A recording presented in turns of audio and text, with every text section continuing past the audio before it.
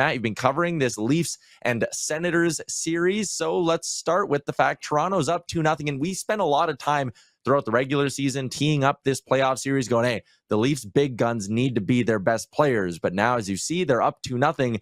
Is it fair to say their best player has been Anthony Stolarz, not any of the big guns up front?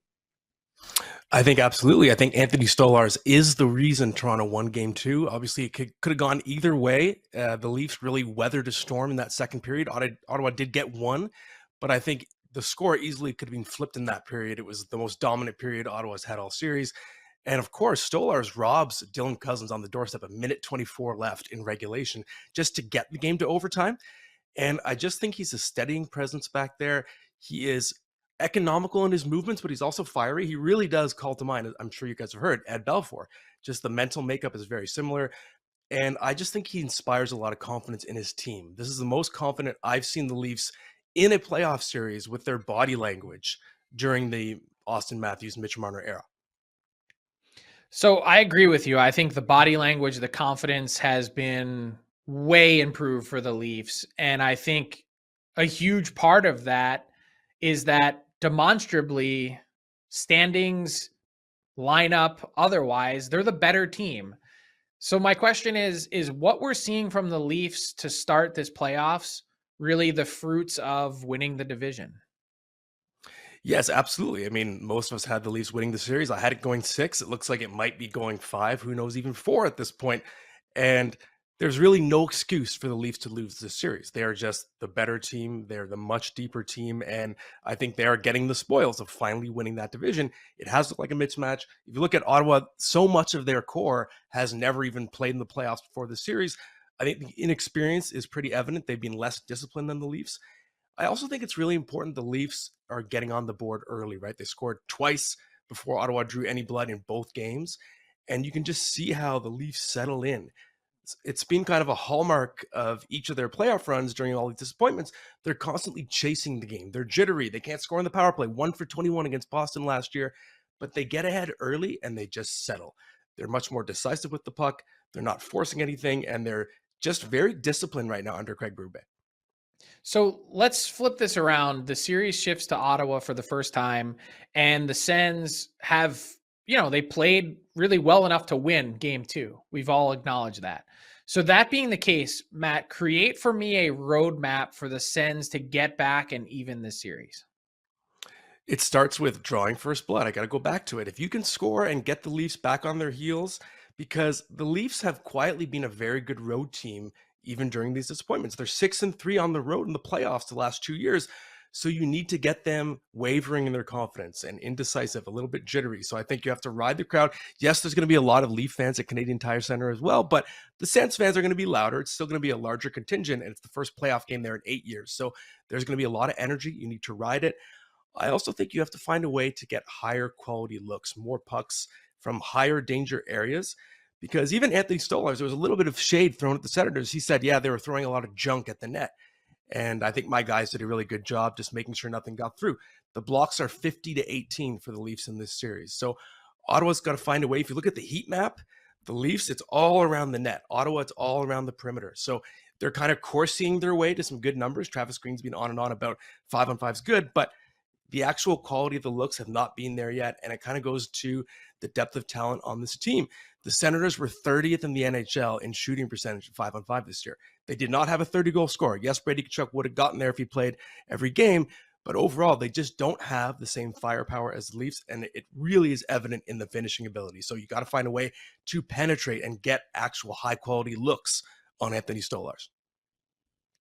I love that you were laughing at yourself a little bit after the Domi OT winner when you were like, why is this line even getting a look? They always say don't mess with a winning lineup, but it seems like the Leafs could be putting in Max Pacioretty for this game 3. What do you make of that decision? And what have you made of sort of the efforts from the forwards away from the big guns? I mean, I've been clamoring for that decision since the series started. I just think Nick Robertson is horribly miscast playing in the bottom 6. Really, if you noticed him cropping up, it was like that line. Yes, I was chirping the line. Their expected goals were 10% before Max Domi scored in overtime. You only notice Nick Robertson when he's taking a bad penalty, a high stick. His body language is bad. He's slamming his stick. He's just not big enough, and I don't think intelligent enough in terms of hockey IQ to play a checking role. Max Pacioretty, the veteran, he's much bigger, and I think his game is more versatile. He can step in and play more of a grinding game if need be. So I think it's a great decision by Craig Berube. Overall, I think bottom six has been decent for the Leafs. Maybe not so much that third line other than the Domi goal, but the fourth line, Scott Laughton, he gets the overtime winner late in the season and maybe it goes to his legs. Obviously, he had a lot of trouble scoring after the trade, maybe pressing, playing for his hometown team, but you saw him gain that confidence in the final game. It felt like a throwaway game, but I think it mattered because he's been a tone setter. You notice game 2, who does Craig Berube start the game with? That fourth line. And I think Laughton has been the leader there, initiating contact, and I think they've been an asset as the fourth line. All right, Matt, so give us a prediction. Where does this series end up? Do the Leafs find a way to close it out in Ottawa? Is it coming back to Toronto? Where do you see it? I think I'm changing my prediction to Leafs in 5 based on what I've seen, but I think this is the one game that Ottawa wins. I think they're going to come out with just so much energy and they're going to put everything into this game. It's going to take, I think, everything they have because, again, this is a talent mismatch. So I think that Ottawa grinds it out, but then the Leafs win game 4 and then they close it out in 5. Quick series. Yeah, it's been something. And again, as the Leafs look ahead, not that you want to look ahead, but I mean, Florida and Tampa, if that ends up being a 7-game slugfest, you could be almost sitting there as a Leafs fan going like, this is going exactly to plan. We're going to waltz our way through round 1 and we're going to let those 2 teams in Florida just beat the hell out of each other.